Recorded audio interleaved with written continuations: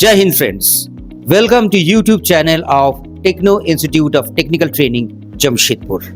Friends, आज हम हैं techno institute of technical training के सेफ्टी के क्लास है और हमारे साथ है हम लोग का सेफ्टी का सीनियर टीचर शौकत सर। आप लोग तो शौकत सर को पहचानते ही हैं। शौकत सर के बारे में आपको और अधिक जानकारी लेना है, जानना है उनके बारे में, तो प्लीज़ हम लोग का जो सेफ्टी रिलेटेड पुराना वीडियोस है उससे आप लोग ज़रूर देखिएगा। तो सर, आज आप क्या पढ़ाने वाले हैं?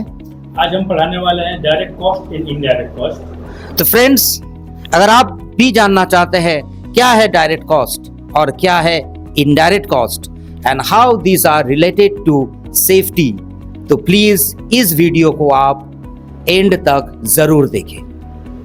Over to Shaukat sir. तो आज हम लोग डायरेक्ट कॉस्ट और इनडायरेक्ट कॉस्ट के बारे में जानेंगे। डायरेक्ट कॉस्ट वो होता है जो डायरेक्टली उस एक्सीडेंट से रिलेटेड होता है, जो आपको आसानी से समझ में आ जाता है, उसे डायरेक्ट कॉस्ट कहते हैं। जैसे कोई बिल्डिंग में आग लग जाना, वो बिल्डिंग डैमेज हो जाना, कोई मशीन डैमेज हो जाना, कोई इंसान को कुछ इंजरी में वो हाथ कट जाना, मतलब कि उसका वो कंपनसेशन वाला सिस्टम हो जाना, हाथ कट जाना जिससे उसको कंपनसेशन देना पड़े, या कुछ दिनों तक कुछ लोग काम नहीं कर रहे हैं, उसका कंपनी जो है सिक पे देना, है ना। और जो है कुछ ऐसा चीज़ जो मशीन डैमेज हो गया उस मशीन को रिपेयर कराना, और जो क्रिमिनल कोर्ट में जो डिसीजन होगा एक्सीडेंट इन्वेस्टिगेशन के बाद क्रिमिनल कोर्ट में जो फाइन जमा करना, ये कई तरह की चीज़ है। कंपनी कुछ दिन के लिए, एक दो दिन के लिए बंद होती है, जिसकी वजह से कंपनी को जो है डायरेक्टली जो है जो उसका प्रोडक्शन का कमी हो जाता है, उस कमी को पूरा करने के लिए वो ओवर टाइम जो वर्कर को प्रोवाइड करना, ये सारा चीज़ जो है। और एक बहुत बड़ा कॉस्ट है जो डायरेक्ट कॉस्ट है कि वर्कर जो अपने हैबिट में होता है, रोज ड्यूटी आता है, जाता है, काम करता है, और एक कुछ ये एक्सीडेंट होने के बाद 2-4 दिन जैसे बंद रहने के बाद वो रीहैबिट में आने के लिए उसके पास जो टाइम लगता है, वर्कर के अंदर जो टाइम टेकन होता है, ये रिहेबिलिटेशन कहते हैं। रिहेबिलिटेशन में आने में वक्त लगता है क्योंकि वर्कर का जो रोज आना जाना ड्यूटी करना था वो थोड़ा सा उसका हैबिट बदल जाता है, जिसकी वजह से उस हैबिट को आने में जो वक्त लगता है उसे बोलते हैं रिहेबिलिटेशन। ये बहुत बड़ा कॉस्ट है कंपनी का, बहुत इसमें कंपनी का नुकसान होता है। क्योंकि मान लीजिए सपोज कीजिए जिस दिन एक्सीडेंट के बाद पहला काम स्टार्ट होता है ना, उस दिन अगर मान लीजिए 30% या 40% प्रेजेंटेशन होता है, तो 70% आदमी नहीं आया, तो 70% इंटू 8 7 56 5 60 घंटा कंपनी क्या हो गया, नुकसान हो गया। तो ये जो है इसी तरह से हम लोग रोज का रोज निकालते हैं कितना एब्सेंट हो रहा है, कितना घंटा कंपनी का लॉस हुआ। ये जो इस तरह से हम लोग उसका रिहेबिलिटेशन होने की वजह से जो घंटा लॉस होता है, इसको भी बोलते हैं LTI, है ना, और LTA, लॉस्ट टाइम इंजरी और लॉस्ट टाइम एक्सीडेंट।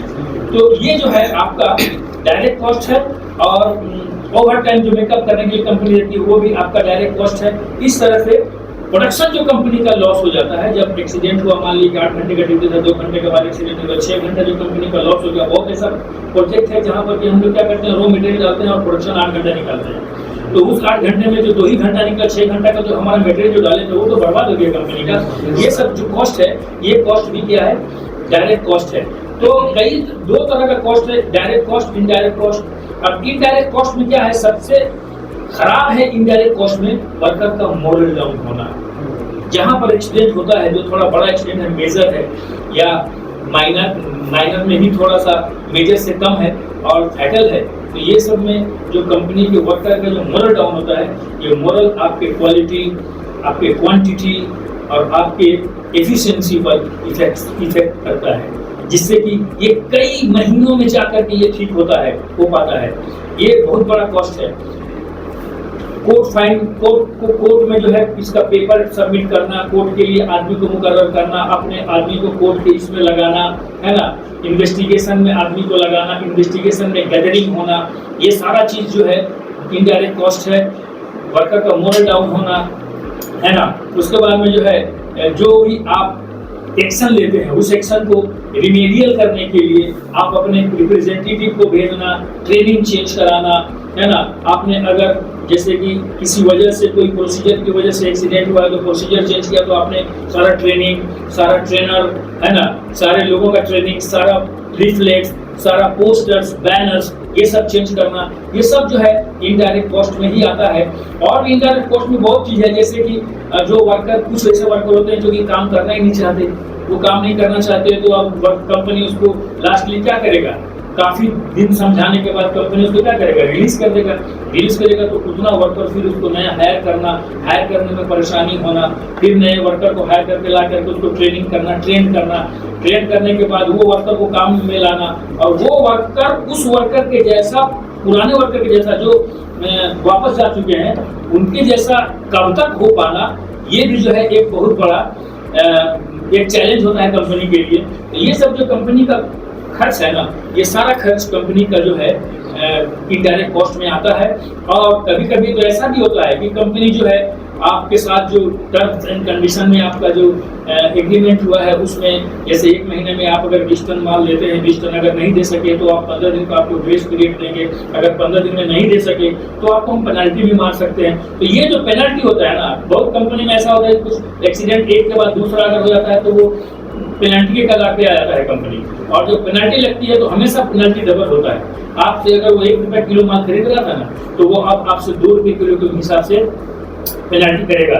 तो आपके कंपनी के देखिए सीधा सीधा कितना खर्च है। मान लीजिए 10 टन आप माल दे चुके थे, उसको 20 टन का आपका एग्रीमेंट था, तो 10 टन तो आपने माल दे दिया, तो 10 टन जो वो फ्री में ले लिया, अभी तो 20 टन का मार दिया पेनल्टी, तो चूंकि 10 टन बाकी था, तो 20 टन का जो आपको जो अभी वो फाइनल ये मार दिया, फाइन मार दिया।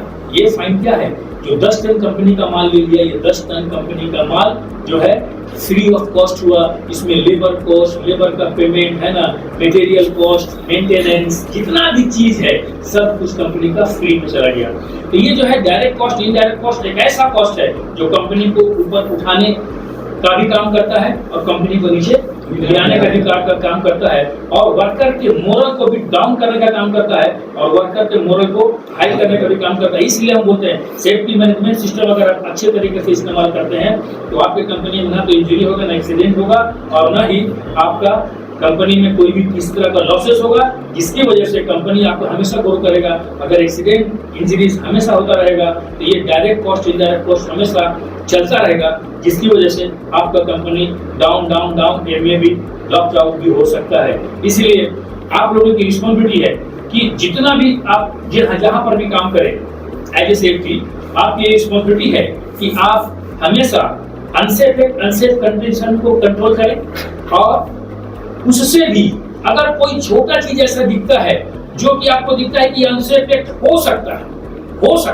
हम हो सकता पर बिलीव करते हैं, तो हो सकता है तो हम उस हो सकता पर बिलीव करके और उसको हम लोग कंट्रोल करें तो ज्यादा बेहतर है, जिससे कि कंपनी का कोई एक्सीडेंट इंजरी ना हो, जिससे कि कंपनी बैक फुट पे नहीं जाए, ना तो उसको डायरेक्ट कॉस्ट देना पड़े और ना ही इनडायरेक्ट कॉस्ट देना पड़े। इसलिए हम लोग ये जो कॉस्ट पढ़ते हैं, ये कॉस्ट के बारे में जानते हैं, ये जो कॉस्ट है बहुत ही खतरनाक है कंपनी के लिए, और हमारी रिस्पॉन्सिबिलिटी है कि हम हमेशा इस कॉस्ट को कंट्रोल करके काम करेंगे। Okay, thank you. So friends, उम्मीद करते हैं कि आज हम लोग को जो सेफ्टी का सीनियर फैकल्टी ने आप लोगों को डायरेक्ट कॉस्ट और इनडायरेक्ट कॉस्ट के बारे में बताया, वो जानकारी आपके लिए बहुत ही महत्वपूर्ण रहा होगा।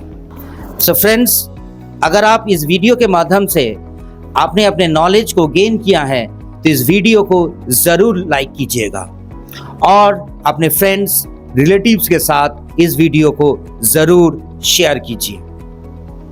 और ऐसे और इंटरेस्टिंग ट्रेनिंग वीडियोस और प्लेसमेंट वीडियोस के नोटिफिकेशन के लिए प्लीज़ इस चैनल को सब्सक्राइब कीजिए और बेल आइकॉन को ज़रूर प्रेस कीजिएगा। Techno institute of technical training safety का बेहतरीन कोर्स प्रोवाइड करता है। अगर आप अपने दोस्त या रिलेटिव को यहाँ पर सेफ्टी का कोर्स करवाना चाहते हैं तो आप लोग सादर आमंत्रित है। ज़्यादा जानकारी के लिए स्क्रीन में जो नंबर आ रहा है उसमें आप लोग ज़रूर फ़ोन कीजिए। Jai Hind friends. Techno institute of technical training आपकी उड़ान ही हमारी पहचान है। अगर आप में हुनर है तो ही आपकी कदर है और युवाओं को हुनरमंद बनाने की हर संभव कोशिश techno institute of technical training के द्वारा जारी है। तो करिए अपने उज्जवल भविष्य की तैयारी techno institute of technical training के साथ। इस ट्रेनिंग इंस्टीट्यूट में बहुत सारे शॉर्ट टर्म सर्टिफाइड ट्रेनिंग कराए जाते हैं, जैसे कि PLC and SCADA programming, instrument engineer, instrument technician, electrical engineer, electrical technician, HVAC engineer, HVAC technician, BMS technician, BMS operator, CCTV technician, fire alarm technician, safety officer, NEBOSH, crane, excavator और JCB operator. ये सभी technical courses रोजगार के अवसर प्रदान करते हैं। Techno institute में 100% हैंड्स ऑन प्रैक्टिकल ट्रेनिंग कराई जाती है और 100% प्लेसमेंट भी दिया जाता है। आज टेक्नो के छात्र देश विदेश के बहुत सारे कंपनी में कार्यरत है। Techno institute of technical training government registered, ISO certified और अंतर्राष्ट्रीय मान्यता प्राप्त इंस्टीट्यूट है। हमारे यहाँ smart classroom, qualified faculty, theory and practical class, hostel की सभी सुविधा है, जिससे बच्चे अपने कैरियर की तैयारी शानदार तरीके से करते हैं। हम उचित काउंसलिंग के जरिए युवाओं को मोटिवेट भी करते हैं। तो देर किस बात की, ज्वाइन करें। हमारा पता techno institute of technical training, Mango, Jamshedpur, Jharkhand.